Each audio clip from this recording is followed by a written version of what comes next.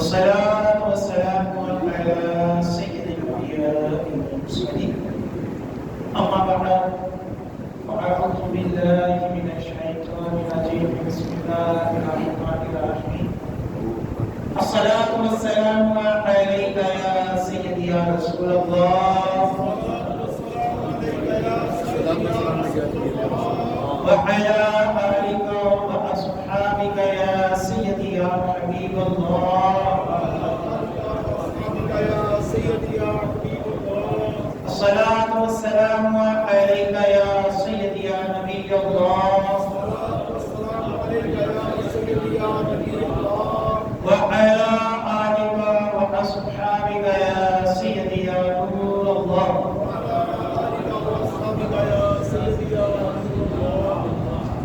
نويت سنة الاعتكاف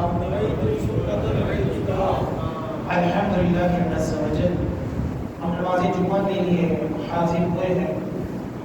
دعا ہے کہ رب تعالی ہماری اس ادنا سی حاضری کو اپنی بلند بارگاہ میں قبول و منظور فرمائے اور جو کچھ اس جمعے میں بیان ہوگا اسے سننے کی، سمجھنے کی، اس کے اوپر عمل پیرا ہونے کی اور مجھے صحیح طرح بیان کرنے کی توفیق عطا فرمائے.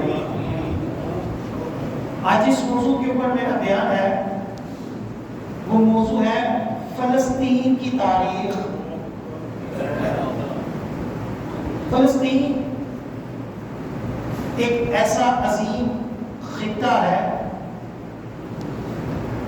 کہ جس کے ساتھ اس وقت دنیا کے 3 بڑے مذاہب کا تعلق ہے. سب سے بڑھ کر مسلمانوں کا ہے کہ یہ ہمارا قبلہ اول ہے، انبیاء علیہ السلام کی سرزمین ہے. معراج کی رات نبی کریم صلی اللہ علیہ وآلہ وسلم یہاں انبیاء علیہ السلام کی امامت کروانے آئے. پھر 23 صدیوں تک مسلمانوں کی اس کے اوپر حکومت بھی رہی اس خطے پہ. عیسائیوں کی اس اعتبار سے ہے کہ حضرت عیسیٰ علیہ السلام اسی سرزمین میں پیدا ہوئے، اور یہودیوں کی بھی اسی اعتبار سے ہے کہ انبیاء علیہ السلام کو یہودی بھی چونکہ مانتے ہیں، تو اس مناسبت سے حضرت سلیمان علیہ السلام نے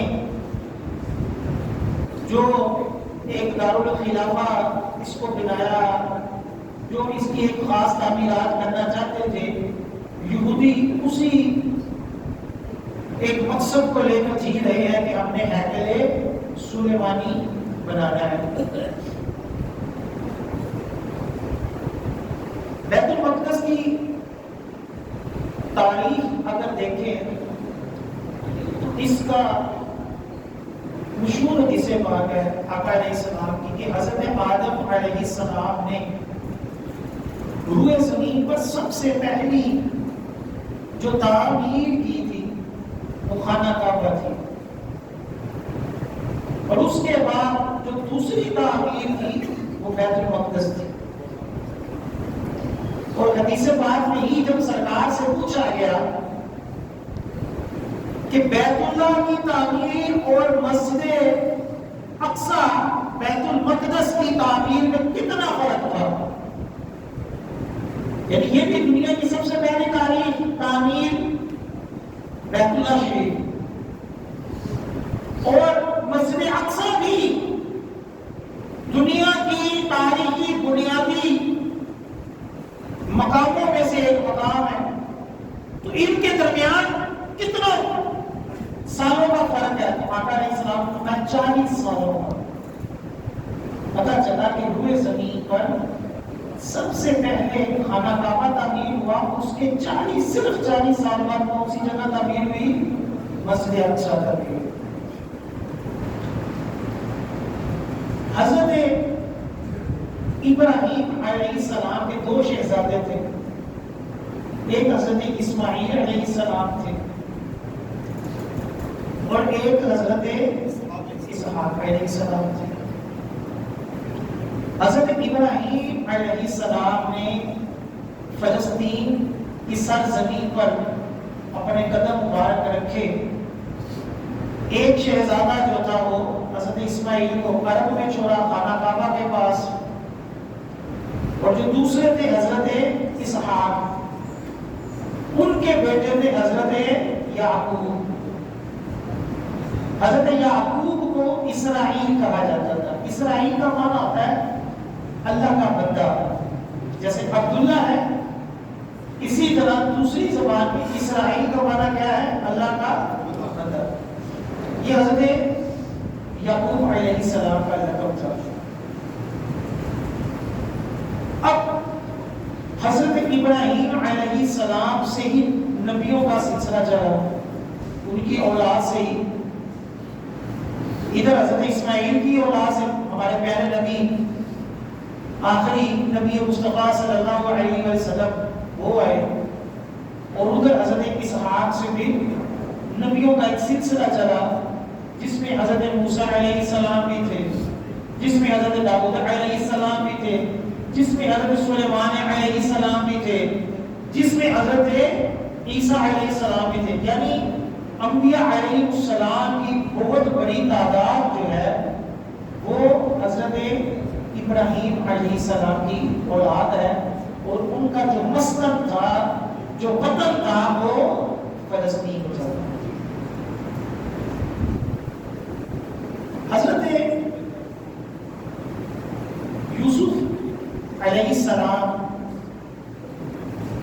جب مصر کے اندر آئے، سارا واقعہ پتہ ہے کہ جب تحت پایا گیا تو بادشاہ نے حضرت یوسف علیہ السلام کو اپنا وزیر خوراک بنایا، خازن جسے کہتے ہیں. تو اسرائیل جو قوم تھی وہ حضرت یوسف علیہ السلام کے ساتھ رہنی شروع ہو گئی، اور بعد میں اسی قوم کو فرعون نے جو تھا وہ بعد میں اپنا غلام بنا لیا، اسرائیل کو غلام بنا لیا. پھر اس قوم اسرائیل کو حضرت موسیٰ علیہ السلام نکال کر دوبارہ فلسطین میں آباد کرنے کے لیے لائے. لیکن فلسطین کے اوپر اس وقت قوم عمالقہ کی حکومت تھی. تو حکم ہوا اسرائیل کو، بنی اسرائیل کو کہ آپ سب جو ہے قوم عمالقہ سے لڑے. اسرائیل کا معنی جیسے میں نے کہا کہ بنی اسرائیل کا معنی اللہ کا بندہ یہ ہوتا ہے. تو اسرائیلی قوم جو تھی، اس کی جو ہسٹری ہے یہ بڑی عجیب و غریب ہے. یعنی انبیاء علیہ السلام کے گستاخ، انبیاء علیہ السلام کو شہید کرنے والی یہی قوم ہے. اب حضرت موسیٰ علیہ السلام غلامی سے نجات دلوا کر لا رہے ہیں، وقت کے نبی ہیں، کثیر معجزات بھی دینے کے لیے. اس کے باوجود جب اللہ کا حکم ہوا کہ فلسطین کو آزاد کرواؤ، قوم عمالقہ کے ساتھ جنگ کرو، تو اس قوم نے کہا کہ تو اے موسیٰ تو اور تیرا رب جا کر لڑے، ہم یہاں بیٹھے ہوئے. پھر بعد میں فلسطین کے اوپر حکومت آئی دوبارہ. پھر اس کے بعد دوبارہ یہ حکومت چلی گئی. پھر حضرت داؤد علیہ السلام نے طالوت کے ساتھ مل کر جنگ کی، اور طالوت نے کہا کہ جو مخالف قوم کو مارے گا اس کو میں اپنی شہزادی بھی دوں گا اور آدھی سلطنت بھی دوں گا. تو حضرت داؤد علیہ السلام نے جو مخالف کافر گروہ تھا اس کے بڑے کو قتل کیا. اللہ تعالیٰ نے عزت دی پھر حضرت داؤد علیہ السلام کی فلسطین کے اوپر عالی شان قسم کی سلطنت قائم کی۔ آپ کے بعد آپ کے شہزادے حضرت سلیمان علیہ السلام نے فلسطین کو ہی اپنا دارالخلافہ بنایا۔ ایک عظیم الشان جو تھی وہ حکومت یہاں ہوئی۔ حضرت سلیمان علیہ السلام کے بعد ہمیشہ کی طرح اسرائیل پھر بد اعمالیوں میں مبتلا ہو گئے، تو شاہ بابل، ایک علاقہ تھا بابل، اس کا جو بادشاہ تھا بخت نصر، اس نے بیت المقدس کے اوپر قبضہ کیا اور تباہی مچا دی۔ بنی اسرائیل کو بے دردی کے ساتھ قتل کیا، اور تابوت سکینہ ایک خاص تابوت تھا جو بڑا بابرکت ہوتا تھا، جس کے صدقے دعائیں قبول ہوتی تھی، جنگوں میں فتح ملتی تھی، اور اس تابوت کے اندر انبیاء علیہ السلام کے تبرکات تھے۔ تو وہ صندوق جو تھا وہ غائب ہو گیا۔ شاہ بابر نے یہودیوں کو دریائے فرات کے کنارے آباد کیا اور اس بستی کا نام تل ابیب رکھا۔ یہی شہر اسرائیل کا دارالحکومت ہے۔ بیت المقدس سے تقریباً 8 کلومیٹر کے فاصلے پر واقع بیت اللحم میں حضرت عیسیٰ علیہ السلام کی ولادت ہوئی۔ 7ویں صدی عیسوی کے آغاز میں شاہ روم ہرقل نے بنو اسرائیل کو بیت المقدس سے نکال دیا۔ 7ویں صدی عیسوی ایک عرصہ تک بیت المقدس پر حکومت کے لیے ایران اور روم کی جنگ چلتی رہی۔ اسی دوران حضور علیہ السلام نے اعلان نبوت کی اور قرآن پاک میں غیبی خبر دی گئی کہ رومی یعنی عیسائی جو ہیں وہ غالب آئیں گے، اور بعد میں ایسا ہی ہوا کہ فلسطین کے اوپر عیسائیوں کی حکومت ہو گئی۔ اب رومی حکومت ایک عرصے تک چلتی رہی۔ اسی دوران حضور علیہ السلام کو واقعہ معراج بیت المقدس میں ہوئی۔ پھر بیت المقدس کے اندر آقا علیہ السلام نے نماز پڑھنے کی بھی فضیلتیں ارشاد فرمائی۔ چنانچہ جب سیدنا سلیمان علیہ السلام نے بیت المقدس کو تعمیر کیا، مکمل کیا، تو اللہ تعالیٰ نے فرمایا میں اپنے گھر کی تعمیر پر خوش ہوں، آپ جو مانگے، جو چاہے مانگے، میں عطا کروں گا۔ تو حضرت سلیمان علیہ السلام نے 3 دعائیں مانگی۔ اے اللہ، میری پہلی دعا یہ ہے کہ میرا فیصلہ ہمیشہ تیرے فیصلے کے مطابق ہو، یعنی میں بادشاہ ہوں، جو بھی فیصلہ کروں تیرے فیصلے کے مطابق ہو۔ دوسری میری عرض یہ ہے کہ مجھے ایسی بادشاہت عطا فرما جو میرے بعد کسی کو لائق نہ ہو، اور حضرت سلیمان علیہ السلام کے بعد کسی کو وہ بادشاہت ملی نہیں۔ اتنی بڑی سلطنت بھی ملی، اور اللہ تعالیٰ نے ہوا کو مسخر کر دیا کہ ہوا آپ کے تخت کو اڑاتی تھی جہاں آپ جانا چاہتے تھے۔ جانوروں پرندوں کی زبان بھی آپ کو عطا فرما دی۔ یہ ایسی سلطنت تھی جو کسی کو اور نہیں دی۔ تو آپ نے فرمایا کہ مولا ایسی سلطنت دے کہ جو میرے بعد کسی کو بھی نہ ملے۔ تیسری میری عرض ہے کہ جو شخص اس مسجد اقصی میں حاضر ہو اور صرف یہاں نماز پڑھنے کے لیے آئے، کوئی اور اس کا مقصد نہ ہو، تو اس کے سارے گناہوں کو معاف فرما دے۔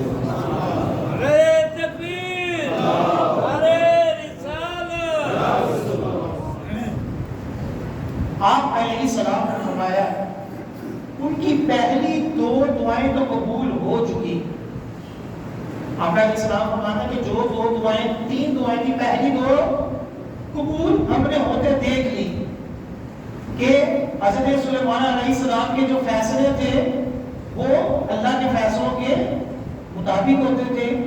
آپ کو ایسی بادشاہت ملی کہ جو اس کے بعد کسی کو بھی نہیں ملی. آقا علیہ السلام نے فرمایا 2 باتیں تو قبول ہم نے ہوتے دیکھ لی اور تیسری بارے میں بھی امید ہے کہ اللہ قبول فرمائے گا کہ جو وہاں جا کر 2 رکعت کی نماز پڑھے اللہ تعالیٰ اس کے سارے گناہوں کو معاف فرما دے. اور ایک روایت میں فرمایا گیا کہ مسجد حرام میں نماز پڑھنا 1 لاکھ نمازوں کے برابر, مسجد نبوی میں نماز پڑھنا 50,000 نمازوں کے برابر, اور مسجد اقصی میں بھی نماز پڑھنا 50,000 نمازوں کے برابر. یعنی اس قدر عظیم فضیلت جو ہے وہ مسجد اقصی کو اللہ تعالیٰ نے عطا فرمائی. حضور علیہ السلام کی ظاہری حیات تک رومیوں کی حکومت, بڑی مضبوط رومن حکومت جو تھی وہ فلسطین کے اوپر قائم رہی.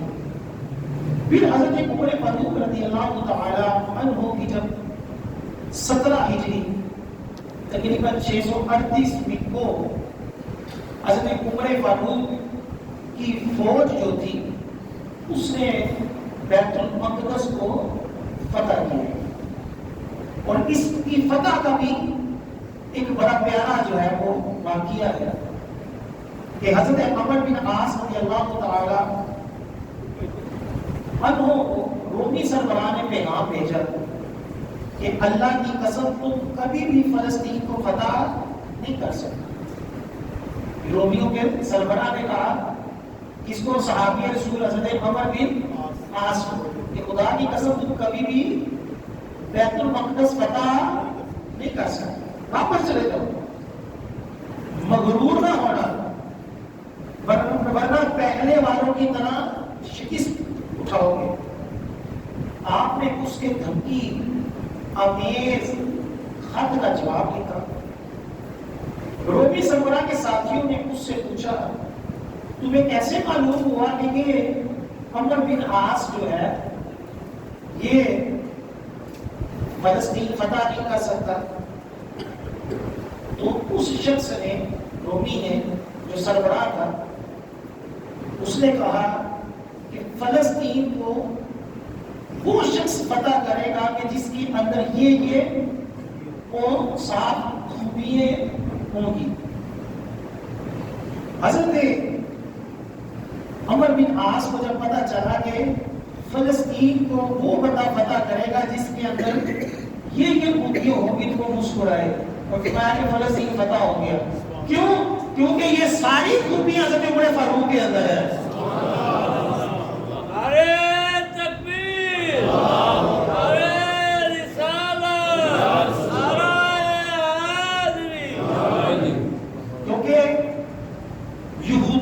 کتابوں کے اندر, عیسائیوں کی کتابوں کے اندر آقا علیہ السلام کے ساتھ ساتھ آپ علیہ السلام کے صحابہ کرام کی بھی شان و عظمت مذکور ہے, اور ان کی کتابوں میں لکھا ہوا تھا کہ بیت المقدس کو وہ شخص فتح کرے گا جس کا نام عمر ہوگا.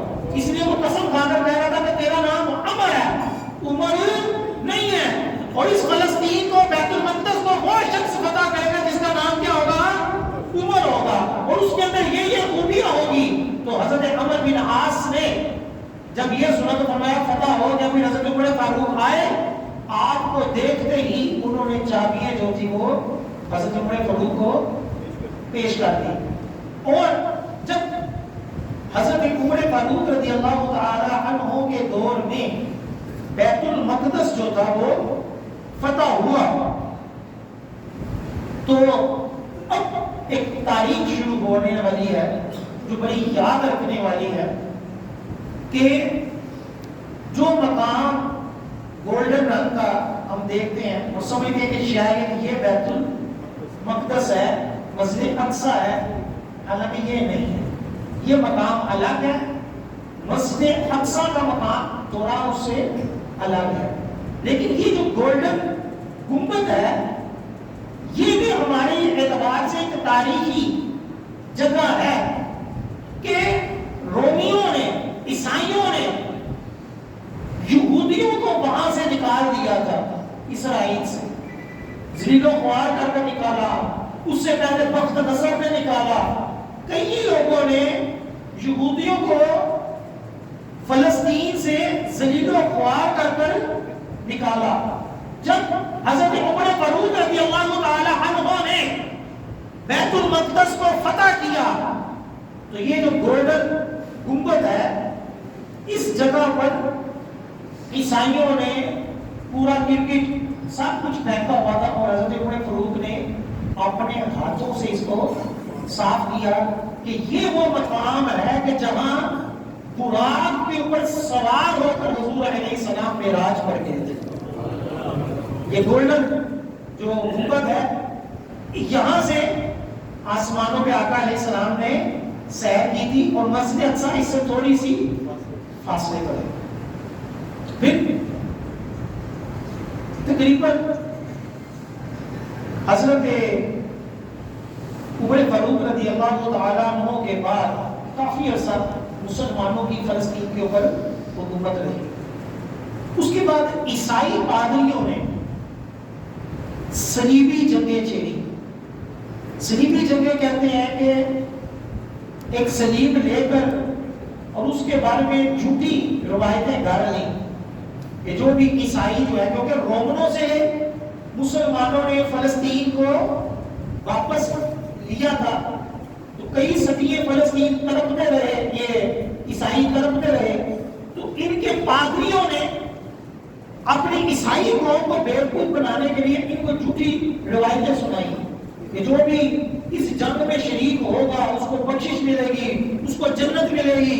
جس طرح ہمارے یہاں دہشت گردوں کو نہیں کہا جاتا ہے تو پاک میں پھر تو سیدھا جنت ہی چلا جانا، اسی طرح ان کو بھی عیسائیوں اور پادریوں نے اپنی عوام کو ورگلایا اور ایک بہت بڑی جو فوج تھی وہ تیار کی اور مسلمانوں کا بے دردی کے ساتھ قتل عام کیا بیت المقدس میں، اور مسلمانوں کی حکومت کو ختم کر کر عیسائیوں نے اپنی حکومت جو تھی وہ قائم کی۔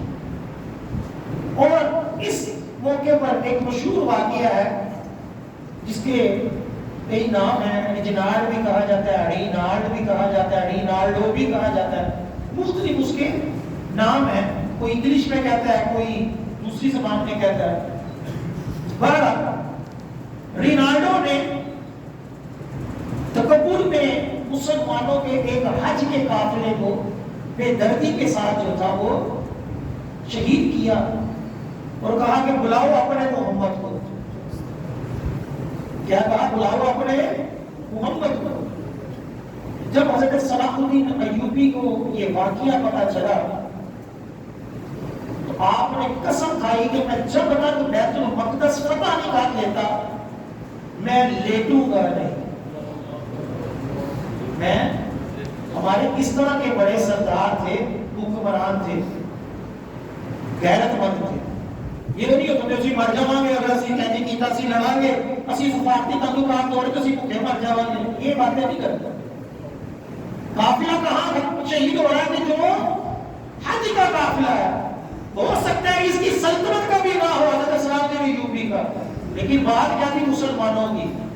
یہ آقا علیہ السلام نے کیا فرمایا؟ مسلمان کیا ہے؟ سب ایک جسم کی مانند۔ دنیا کے کسی خطے میں بھی مسلمان کو کوئی اذیت پہنچے تو ہمیں اس کا احساس ہونا چاہیے، سارے کفاروں کو ہے، ہمیں کیوں نہیں؟ بہرحال آپ نے قسم کھائی اور کتابوں کے اندر لکھا ہے کہ جب آپ کو نیند کا غلبہ ہوتا تھا نا تو دیوار کے اوپر ٹیک لگا کر تھوڑا سو لیتے تھے۔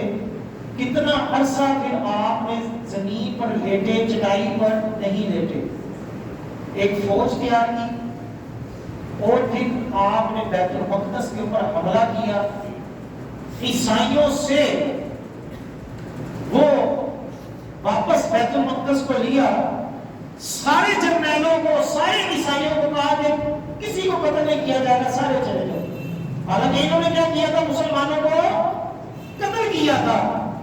حضرت صلاح الدین ایوبی نے سب جرنیلوں کو کہا کہ ہتھیار چھوڑ کر سرنڈر کر دو، سب کو چھوڑ دیا، لیکن رینالڈو کو سامنے بٹھا کر کہا کہ تم نے کہا تھا کہ بلاؤ اپنے محمد کو، آج محمد کا غلام آیا ہے، یہ کہہ کر آپ نے اس کی گردن اتار دی۔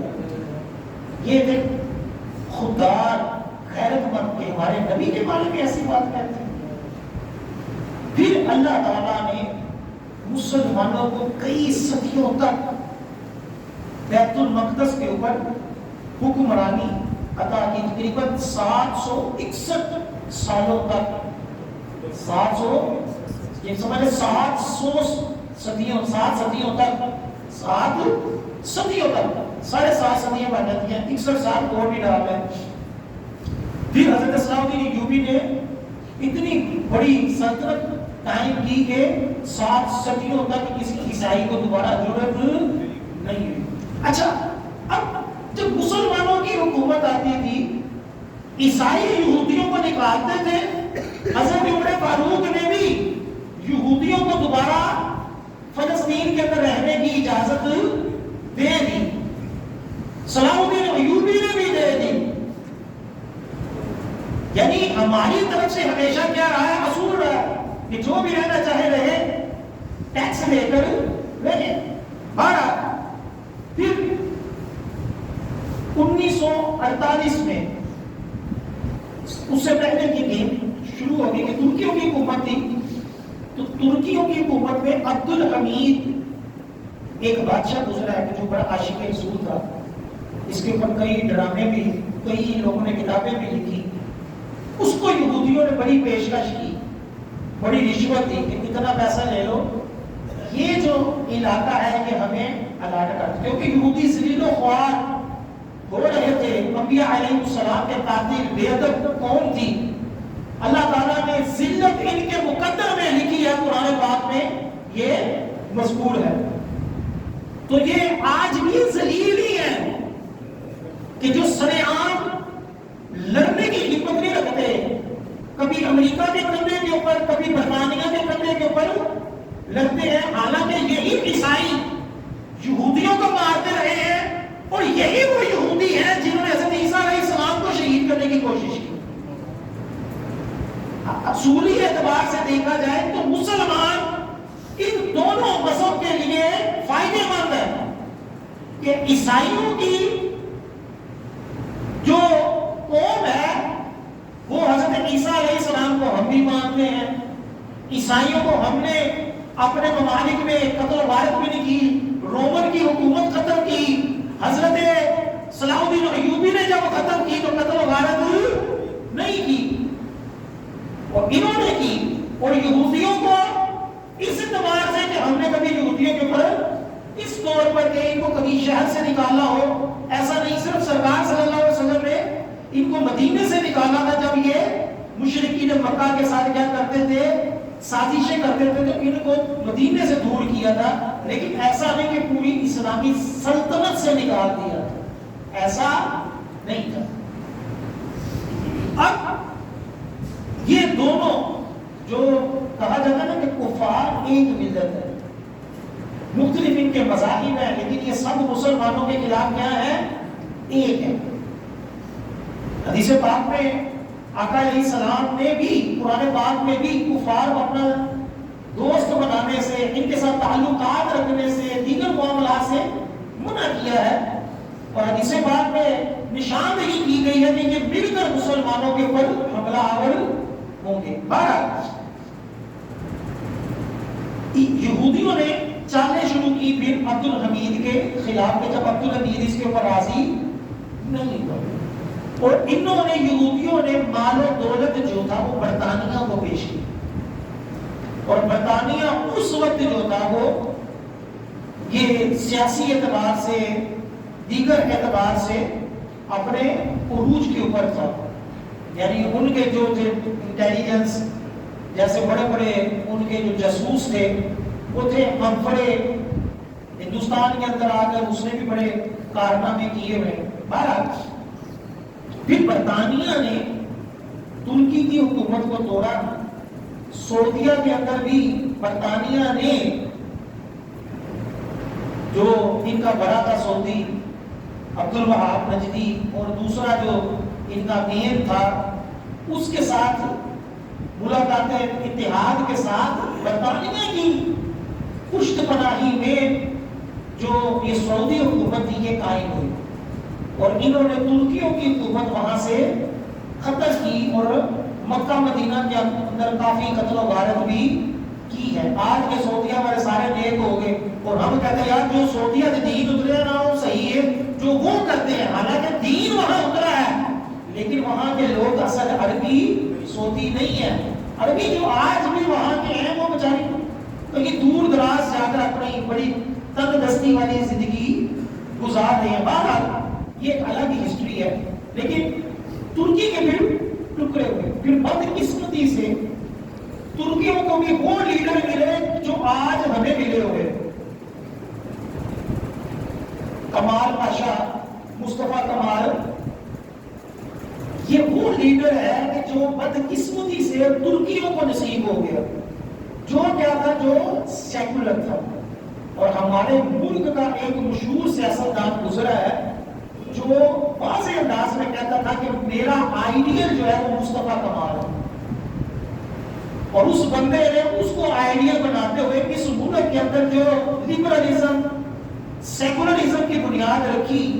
آج اس کا خمیازہ ہم بھگت رہے ہیں کہ ہم دنیا میں بھی ذلیل ہوئے, ترقی بھی نہیں ہوئی. جس ترقی کے نام پر ہمیں بے حیا بے دین بنایا گیا اور رب تعالیٰ کے عذابات بھی ہمیں مل رہے ہیں. ٹھیک ہے, یہ آج یہ موسم ہے اکتوبر کا پکے لگانے کا. گرمی عروج پر اور دیگر آزمائشیں, سیلاب, طوفان, یہ ہماری بدعمالی ہے, بے دینی ہے. ہم نے ناموس کی بھی حفاظت چھوڑ دی, ہم نے دیگر معاملات میں بھی چھوڑی. یہاں تک کہ پڑھے لکھے لوگ کہتے ہیں اسرائیل کو قبول کرنے کی مسئلہ, سارے نے کہا ہے, سارے دنیا نے کہا ہے, سب کی مسئلہ ہے, ساری ترقی ہوگی, سارا کاروبار بنے گا.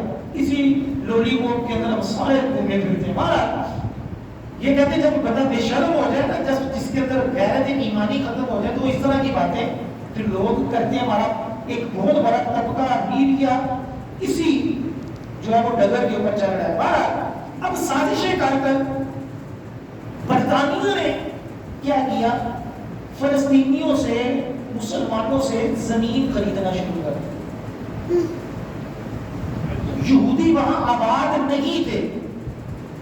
1947-48 میں جو تھا وہ اس سے پہلے یہ بنیاد بنائی, جگہ خریدنا شروع کر دی, مہنگی کر کر جگہ خرید لی, زیادہ ریٹ دے کر جگہ خرید لی. لیکن پھر بھی جگہ اس کی جو تھی وہ 50% سے بھی کافی کم تھی,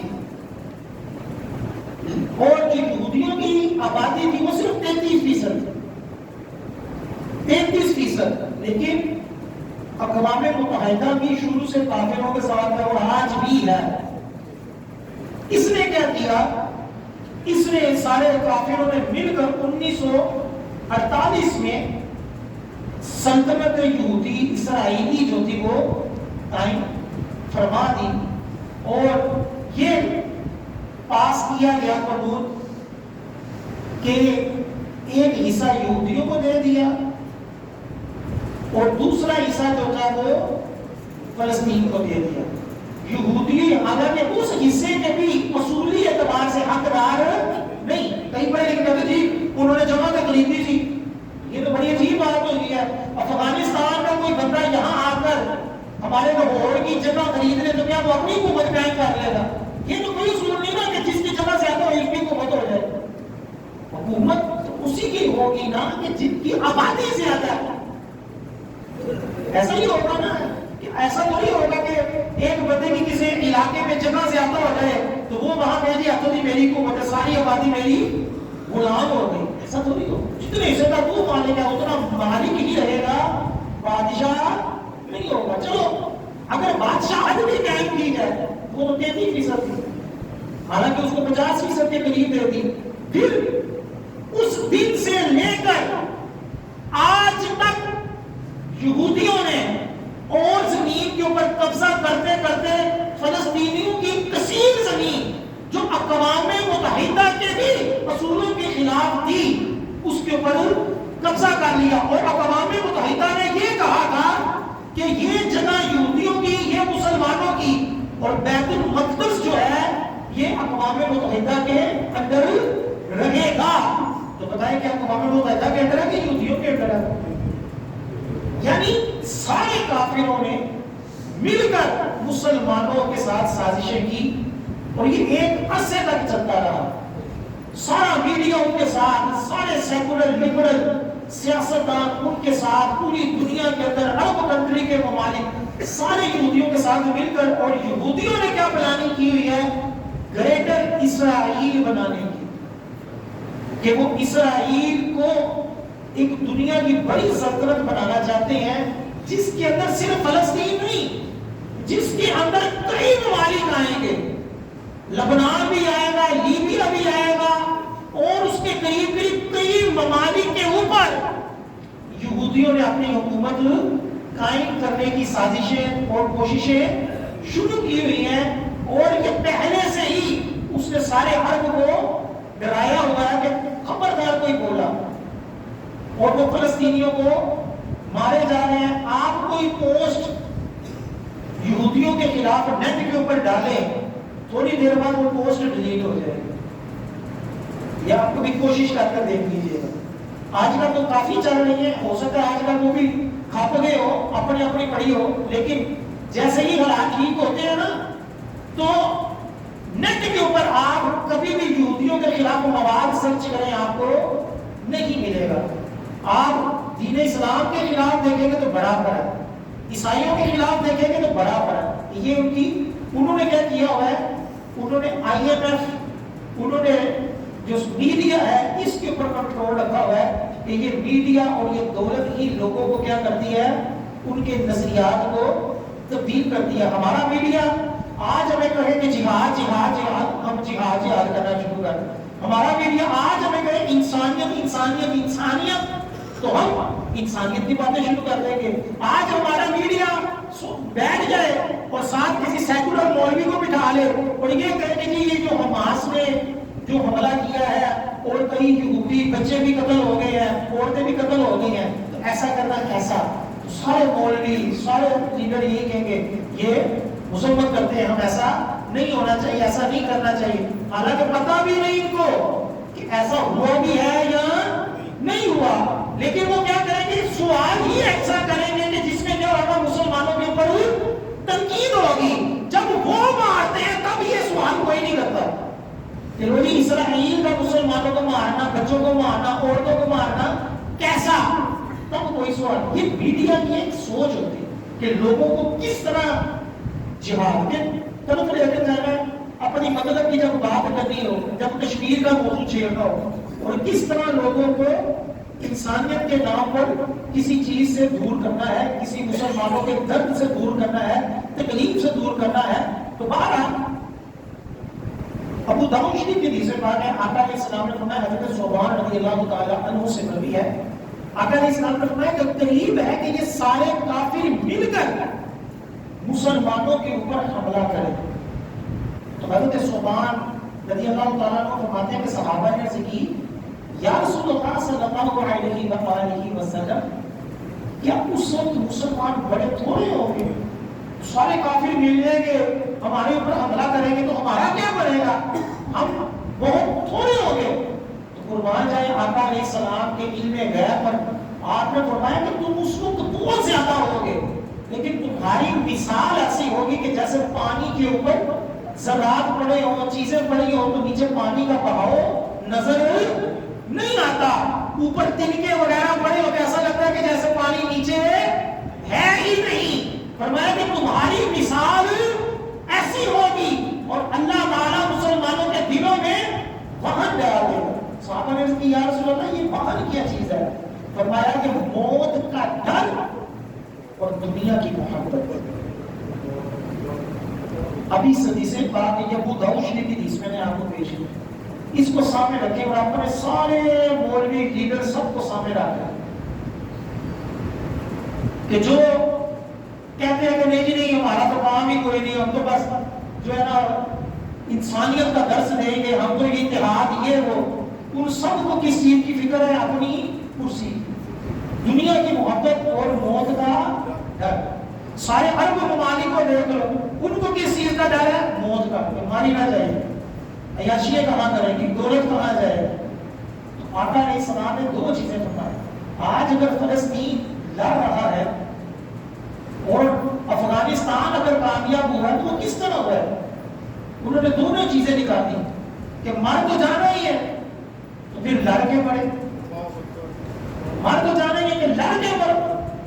موت کا ڈر جب ختم ہوتا ہے نا مسلمان کے دل کے اندر سے اور دنیا کی محبت نکلتی ہے تو اسے کہتے ہیں وہ مجاہد بن گئے۔ جب وہ مجاہد بنتا ہے کہ جسے اپنی جان کی فکر ہی کوئی نہیں، پھر اللہ تعالیٰ بھی مدد فرماتا ہے۔ مدد اللہ کی تب ہی ملتی ہے جب بندہ کیا کرتا ہے؟ کوشش کرتا ہے۔ جب مسلمان اپنے دلوں سے موت کی خوف کو نکال کر اس کے اندر شہادت کا جذبہ پائیں گے، اللہ تعالیٰ مدد فرمائے گا۔ کنز العمال کی حدیث پاک ہے اور یہ یاد رکھنے والی حدیث پاک ہے۔ آقا علیہ السلام نے فرمایا ہر دور میں اللہ تعالیٰ بیت المقدس کی حفاظت کے لیے مسلمانوں کے ایک گروہ کو قائم رکھے گا۔ ہر دور میں کنز العمال کی حدیث پاک ہے کہ ہر دور میں بیت المقدس کی حفاظت کے لیے اللہ تعالیٰ کیا کرے گا؟ مسلمانوں کے ایک گروہ کو رکھے گا جو اس کی حفاظت کرے گا۔ اب دیکھیں حضرت عمر فاروق رضی اللہ تعالیٰ عنہ سے مسلمانوں کی حکومت قائم ہوئی تو جس کی بھی کافر کی حکومت قائم ہوئی ہے وہ تھوڑا عرصہ ہی قائم ہے، اور آج بھی اگر اسرائیل کی قائم ہوئی ہے لیکن سکون کے ساتھ پھر بھی نہیں ہوئی۔ اور اللہ تعالیٰ بیت المقدس مسجد اقصی کی حفاظت کے لیے آقا علیہ السلام نے کیا فرمایا؟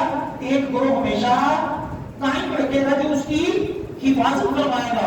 اب پتا چلا اگر آج ہمارے دل میں مسجد اقصی کی حفاظت کا درد ہے تو یا ہم اس گروہ سے ہیں یا ہمیں اس گروہ سے محبت ہے، اور جس کو اس کی فکر ہی کوئی نہیں تو سمجھ لو کہ اللہ تعالیٰ نے اس کو یہ توفیق نہیں دی کہ اس بابرکت گروہ میں نہیں ہے۔